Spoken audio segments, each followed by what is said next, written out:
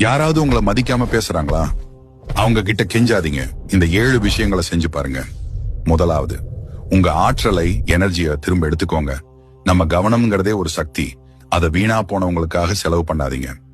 2வது, அமைதியா இருங்க. எதுவும் சொல்லாதீங்க. சண்டை போடுறதை விட அமைதியா இருக்கிறது தான் பெரிய சக்தி.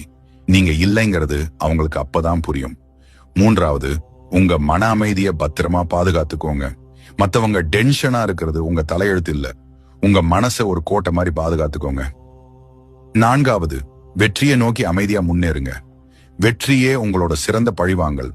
நீங்க முன்னேறத பார்த்து அவங்க வெட்கப்படட்டும். 5வது, உங்க எல்லைகளை தெளிவா போடுங்க. ஒரு முறை அவங்க உங்க எல்லையை தாண்டினா மறுபடியும் அந்த கோட்டை இன்னும் தெளிவா இருக்கட்டும். 6வது, உங்களை நீங்களே விளக்க வேண்டிய அவசியம் இல்லை. உங்க மதிப்பை நிரூபிக்க நீங்க யாருக்கும் கடமைப்பட்டவங்க இல்ல. 7வது, அமைதியா அவங்க கிட்ட இருந்து விலகிடுங்க.